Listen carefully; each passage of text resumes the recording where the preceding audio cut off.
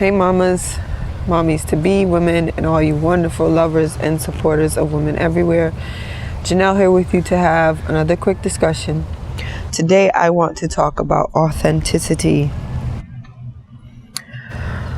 I came across a meme actually it was last week, sometime last week. I came across a meme that said something along the lines of, continue being yourself so that those who are seeking you can find you. And that quote resonated deeply with me and caused me to reflect on a time when I was younger and I was trying to fit into spaces and places and connect with people who who weren't in alignment with who I was or who I am. And every time I forced myself or put myself in spaces and places where I didn't necessarily fit, I ended up with unfavorable situations that resulted with unfavorable results. And when I stepped away from forcing myself into those spaces, forcing myself to fit the norms of someone else or the rest of society, I was able to find my own voice. I was able to find a different path. I was able to design and create the life that I want, and I'm still designing and creating it. It's still developing. It's still unfolding.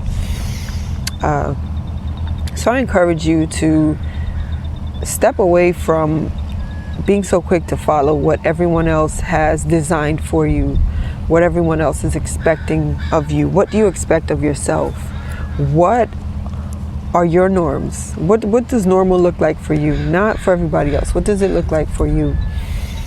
I mean, when you were a child, think about the things that you loved doing. Think about the vision that you had of yourself for when you got older. What are some of the things that you wanted to do? What are some of the things that you wanted to be? Are the morals and goals that you had when you were a child, are those things still with you now? Are you following? Are you in alignment with the vision that you had of yourself when you were a child? Do you still carry that within you? Are you being true to that? I know for me, when I was younger, I always saw myself as an artist. I thought about it being an architect, all different types of things, but I knew art was it for me. I wanted to be an art teacher. Again, I knew art, some type of art was what I was going into. Right after I came out of college, I went into corporate America and I absolutely loathed it. I despised it.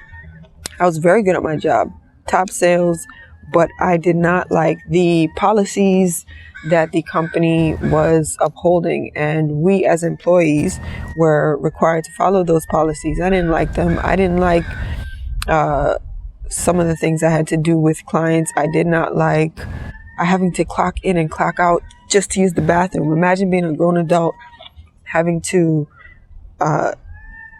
okay, B.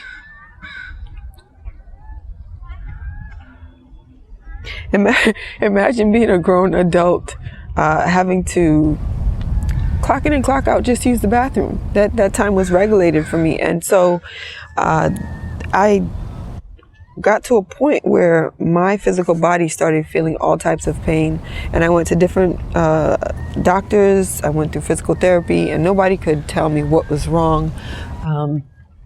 It got so bad I had to have one of my friends actually drive me around, because anytime I lift my right arm, there was excruciating pain that I would feel. And so slowly I stepped away from that job and never went back. And I do not regret that decision at all. It was one of the best decisions I've ever made.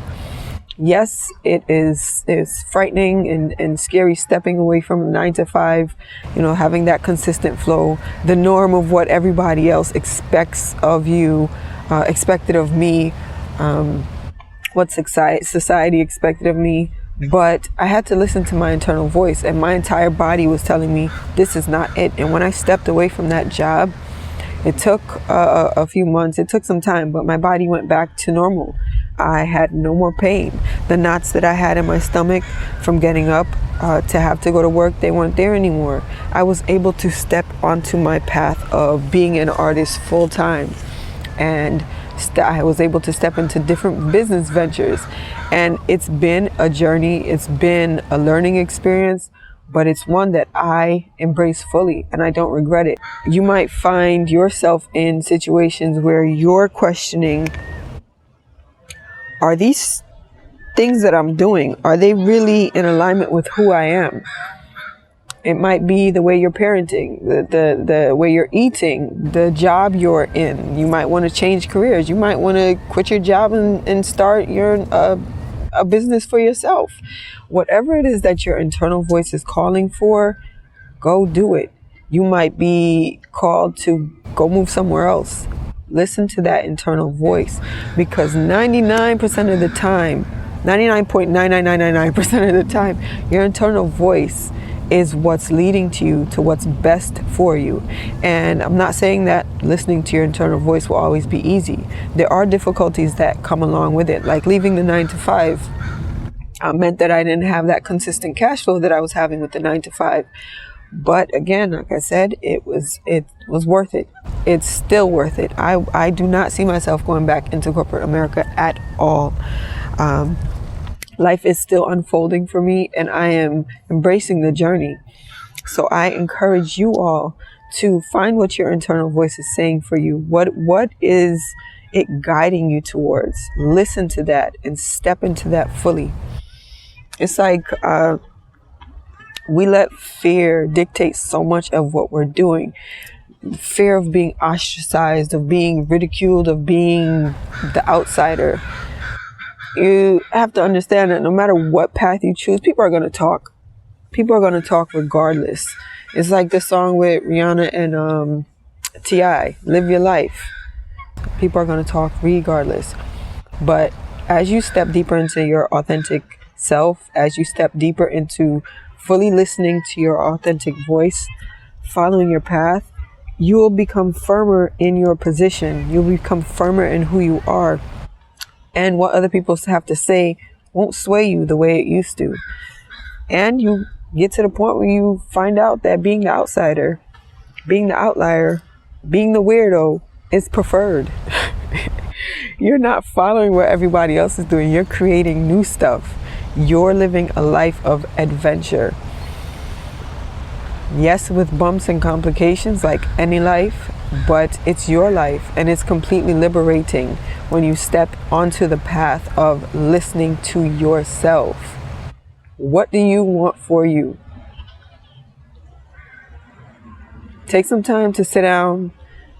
I consistently advocate for medication, not medication, absolutely not. I consistently advocate for meditation. Take some time to sit with yourself. Ask yourself some questions. What is it that I want for myself? What are my goals? Is this life that I'm living the life that I want to live? Are there changes that I need to make? Ask yourself these questions and see what comes to you. And then listen to those answers and move accordingly. You know, as you step away from what your family expects of you, you will find other family. There's family out there waiting for you. There are people waiting to support you, waiting to stand by you, waiting to help you, waiting to be helped by you. Your people are out there waiting for you. So I don't know what you're waiting for. If you're waiting for confirmation, this is it. This is your confirmation. You have full permission to listen to your internal voice. And this is a consistent theme that I continue to promote. Listen to your internal voice. Your intuition is there for a reason. Listen to it.